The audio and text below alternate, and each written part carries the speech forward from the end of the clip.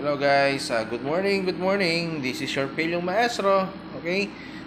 So for today's vlog and reels, so pag-usapan po natin, no, ito, kakalabas lang ho na fresh na balita, no? It's a bad news, no? Na yung Gilas ho natin is facing, no, what do you call this one? A bad situation. Bakit ko po nasabi yun? Siguro yung iba ay nalaman na po, no, yung mismong balitang to na sila, no, Abueva po. At the same time si Perkins yun, no, na-decline ho, no, sa Guangzhou, China na Asian Games ho natin, no. At the same time, eto pang masaklap din. Talaga, kung talagang hindi talaga makakalaro tong mga to, na nanganganib po, no? Ang TR7 natin at si Terence Romeo, at the same time si Mo Tau Tua, no? And eto, no? Kung pag-uusapan natin yan, bakit? Bakit nagkaganon, no? What happened, no? To tell you ho, eto nga ho, gumagawa ho ng aksyon, no? Ang mismong mga what they call this one po, committee, no, sa mismong Olympic, especially si POC, no. POC stands for Philippine Olympic Committee, no, na president ho natin na si Bambol Tolentino, no, na yun nga po, no, pupunta, no. Hindi ako magkakamali, by this week, Friday, ganon, pupunta sa Guangzhou, China, para ayusin itong mismong pagpapabaya. Ang hirap, no? Ang hirap kong sabihin. Ayoko sabihin nito because I'm a member of SBP. Pero totoo po naman, pasintabi ako sa SBP, pero alam naman ho ninyo, it's your fault, no? It's your fault, no? Yun nga ho, ang dami nating sinubmit na 60-player lineup. Pero what happened? Bakit nagkaganon ho? Bakit hindi nakasama tong dalawang taong to o dalawang players na to? At the same time, ito pa, nanganganib pa si Terence Romeo at si Mo Tau Tua. So, mangyayari ho nito, si Pringle, yan, buti na lang, mayroong backup plan, no? Pasok na. So, kung mangyayari ho yun, na yun nga, no, papayagan, no, hindi tayo papayagan na ilaro ang mismong mga apat na yon, no, si Abueva, si Perkins, si TR7, at the same time si Tau Tua. Ito tell you ho, ito ang magiging lineup natin. 8 players na lang ho ang matitira, no. Ano bang nangyari diyan, no? Coach Chat and the SBP, sa dami-dami ng mga pwede nating ipasok sa 60 yan 60 players, bakit wala yung mga yun, no? Bakit wala? What happened, no? SBP, no?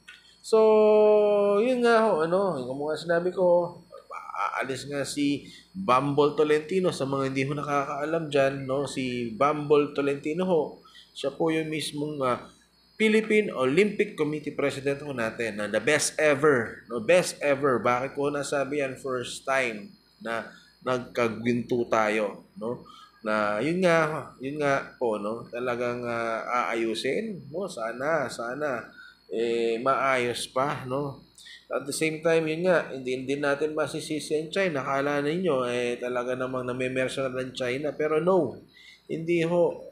Actually, ang tagal na hong sinubmit yan, but yung po nangyari, yun nga, bakit ganun, no? Bakit ganun? Bakit wala yung mga players na yon sa mismong 60? Ang dami ho niyan, no? Kung anuhin ho ninyo, no?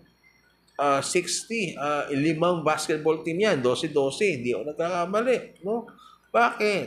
No? At the same time, yan, nakikita ko din yung mismong kapangitan ng nagawa ng SBP. Alam, kakatapos lang ng World Cup. Tapos, yun, no? Nagkakrabing tayo. So, ang nangyayari ho dito is a mismanagement ho talaga. Sobrang mismanagement. Lack of preparation, ipasok mo dyan, no? Ano pa ba? Ito mga sinasabi sa mga fans ng Gilas, especially me, toxic daw kami. To tell you, we are just telling the truth, no? Talagang nagpabaya, no? Nagpabaya ang SBP ho natin, no? Sana kung hindi ho nagpabaya, hindi tayo ulit nahaharap sa ganitong kapangit na sitwasyon na yun ang mangyari, 8 players left, no? Tawag ko dito, tapos eto pa na sabi kong pagpapabaya. Then after the World Cup, kailangan pa natin yung mga serbisyo ng mga ibang mga players natin. Just for example, si CJ Perez na, ayun nga, nagbakasyon sa ibang bansa. Pero hindi natin nahabol. It's too late na.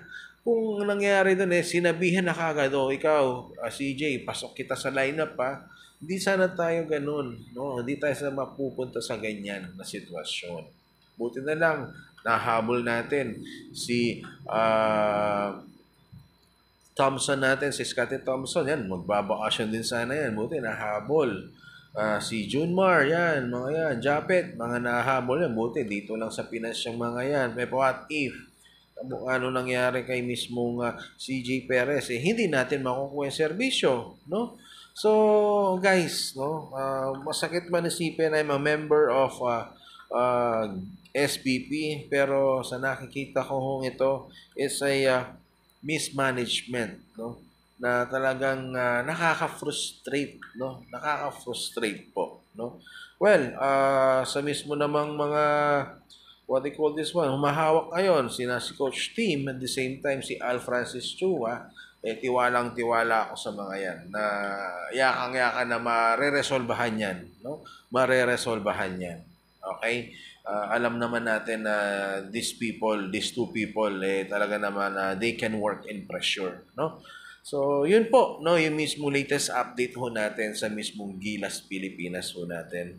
Again, SBP, hindi ako nagbabash, I'm just real talk here, no? To tell, no, to tell.